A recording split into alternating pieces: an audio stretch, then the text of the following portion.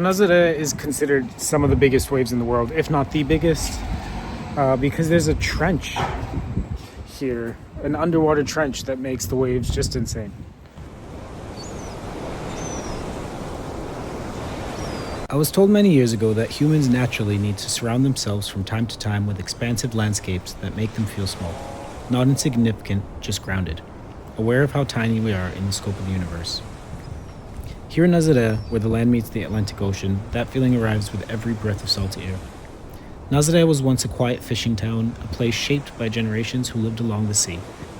This all changed in 2011 when a group of surfers realized just how special these waves were.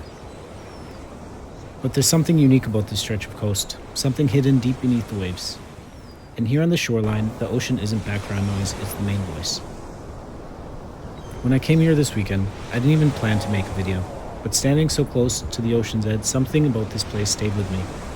So I decided to keep things simple and explain why Nazaré is so extraordinary. Although you can find big waves all over Nazaré, there is a very specific place that you're going to find the waves that are famous in this town. Since it is a trench, there's a specific area that you need to go to see the big waves, which is Praia Norte, and you need to take this vernacular. It goes all the way to the top, tram, vernacular, whatever you want to call it. Tickets are about €250 per person. At the moment, we're in the middle of some of the strongest winter weather Portugal has seen this season. Beginning with the Depressão Ingrid and followed by several Atlantic systems, and yet something amazing happened, and I got lucky on this day. There could be any number, like I said, it could just may well. Once you get off the tram, it's easy to understand how Nazaré works. The town is basically split into two parts. There's the lower part right by the beach, that's where the fishing history is, and the promenade and the main town itself. Then there's the upper part. Up here on the cliffs, this is where you get the views and where there's a Ferris wheel and the old church. And Praia do Norte is just a short walk away. It's also where you really start to see why the coastline is so different. Just offshore from here is the Nazaré Canyon, a massive underwater trench that runs from the open Atlantic straight toward the coast. So you're talking about this massive canyon that immediately goes upwards. And because of this, the water stays deep for so long, incoming swells don't lose energy the way they do at other beaches. When that deep water suddenly becomes shallow near the shore, the waves rise fast. They stack. And that's how Nazaré gets waves that are unlikely almost anywhere else in the world.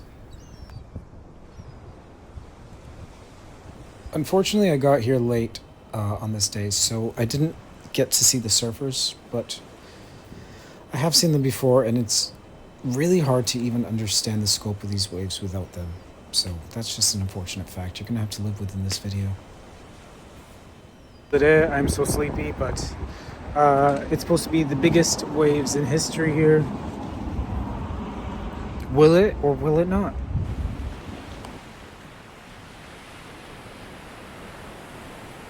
As many people have said 1,000 times, cameras don't do it justice. I don't really know how to explain this. Where I'm standing right now, I don't know if I've ever felt such a rush being there. At one point, the waves came up so high that we all got rushed with water, and it was actually quite terrifying to feel. Whenever I make videos like this, I always like to look up the history before I do anything, and what I found interesting is Nazaré was actually not known at all until about 2011, when a group of surfers kind of quote-unquote discovered how intense these waves were and how amazing they would be to surf. Before that, it was really just a fishing town, which is kind of interesting to think of now, as it is one of the biggest tourist hubs in Portugal at the moment for these waves. But this whole tourist phenomenon really only started about 15 years ago.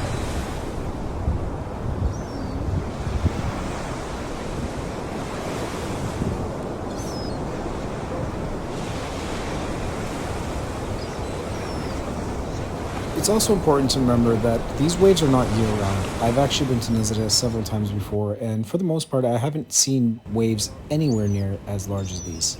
So you want to keep that in mind before you get here. Check the wave swell, look it up, check the season. I guess this is a very good winter activity as they tend to be bigger when the weather's a bit worse.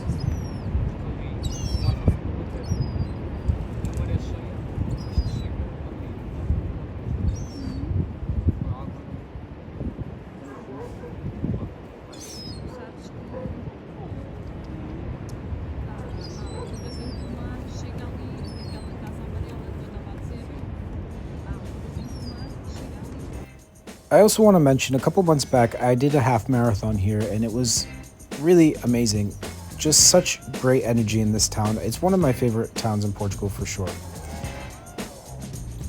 One of the things I love about Portugal is how alive the running scene is. If you've been to my channel before, you've seen that I do a lot of organized races, and races are just everywhere all year long, and people actually travel for them. When I ran here in Nazaré, it was part of something bigger, the 21K Estrelas de Portugal circuit. That's a series of half marathons across different cities in the country that together form a real challenge. I've been in such a bad mood today, I need a pina colada. The circuit includes races in Viseu, Ovar, and Nazaré itself, plus others like Viana do Castelo, which is incredibly beautiful. I had a lot of footage of that, but my camera got stolen, so that's gone. We'll do it again. And all different parts of Portugal. What's cool is if you complete all the races in the series in a season, you earn a special recognition for finishing the full circuit and a badge of honor that is really nice medal. I wish I took a picture of it. I really love this about Portugal. Not only are there organized races everywhere, but they're also connected into circuits like this that make running feel like a journey through the culture and landscape, not just a workout. And guys, before I go, I just want to say please like and subscribe to this video. Liking is awesome. Please like it. If you like it, please like it. This is it for me. I just hit 1,000 subscribers this week and I'm just so happy. One of my videos blew up and I just want to thank everyone who's here, whoever you are. I love this about YouTube and it's also interesting who I don't know who you are. But if you like these videos, please come back for more, and next week I'm going to try and make a 4-day guide to Cabo Verde, which my last 2 videos were about, where I show how you can travel from Lisboa to Cabo Verde and back really easily. Alright guys, thank you, ciao.